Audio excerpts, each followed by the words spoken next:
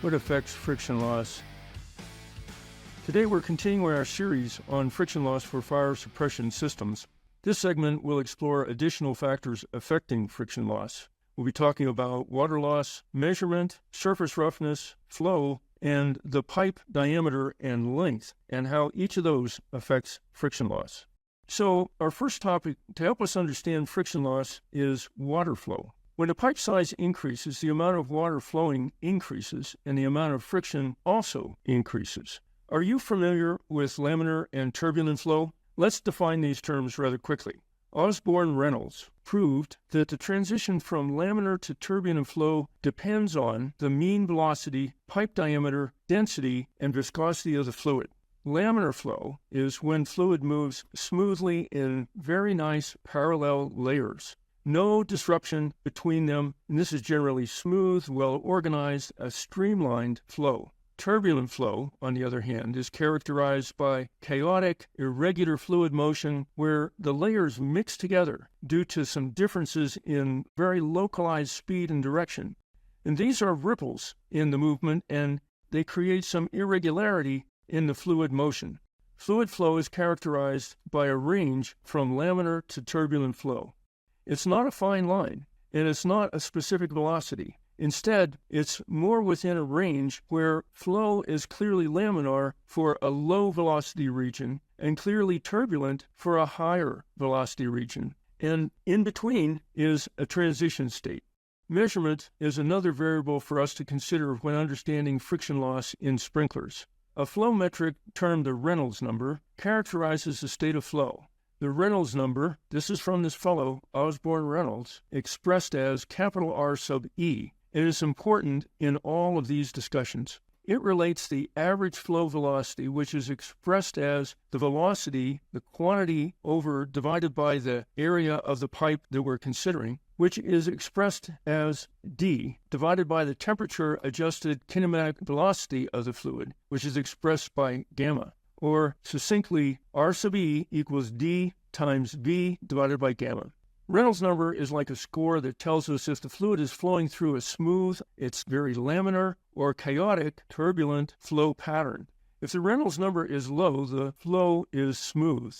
If it's high, the flow gets wild and rather mixed up. It helps us predict how the flow will behave in pipes around airplanes or any other fluid situation. What is kinematic viscosity? Kinematic viscosity tells us how thick or thin a fluid is and how easy it flows on its own. It's almost a gravitational effect. It's like comparing honey, which flows slowly, to water, which flows quickly. In fire protection, most calculations will indicate a Reynolds number around or above 2,000, and that will be a determination of a critical level above which turbulent flow results. That is referenced as the Reynolds number. There are other variables that come into play when we talk about friction loss. One is the surface roughness over which the fluid has to flow. The effect of surface roughness is a function of the inner diameter, which can be expressed as epsilon divided by d in proportion to the equivalent length, that's often shown as a large capital L, of the pipe. The Darcy-Weisbach formula uses this expression along with the Reynolds number to estimate friction loss. And we'll talk more of this later. Different materials will present different levels of roughness inside the pipe, causing greater amounts of friction. The rougher the inside the pipe, the more friction will be created.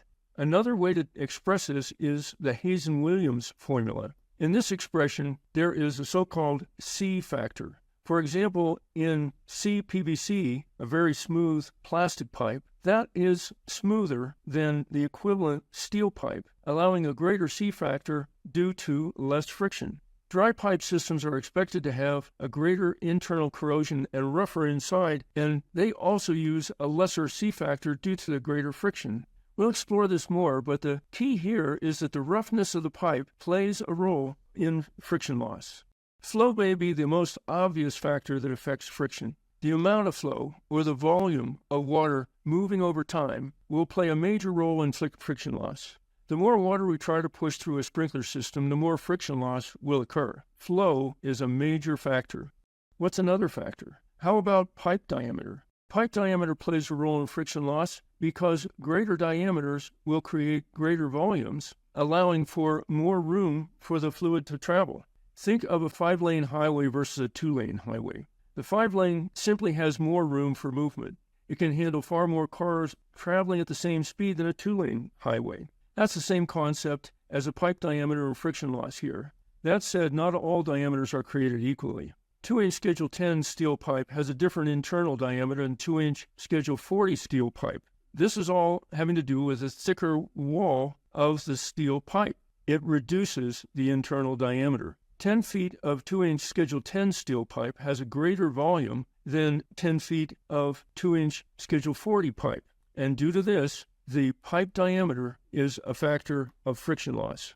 What about pipe length? We've spoken briefly about the length of the pipe, but if fluid flows for half a mile, wouldn't it generally make sense that more friction is lost than if it only had to travel 2 feet? Well, yes, it would. We can calculate friction loss as a pressure loss per linear distance, but it's more practical to know just how much pressure loss occurs through a specific part of a system. For example, you might calculate pressure loss from the hydraulically most demanding area to the riser. That would include all of the pipe, all of the T's, all of the elbows that occur between that demanding area and the riser itself. We incorporate pipe length as our last input to translate the friction loss in PSI per foot to simply the amount of pressure lost. So what is affecting pressure loss? We've already mentioned pipe diameter, flow rate, pipe material, and the roughness of the interior surface of the pipe, as well as the length of the pipe, each of these elements affecting pressure loss. I'm Ed Henderson. This is MeyerFire University. This has been a preview of MeyerFire University. Join the next generation of fire protection experts at www.meyerfireuniversity.com.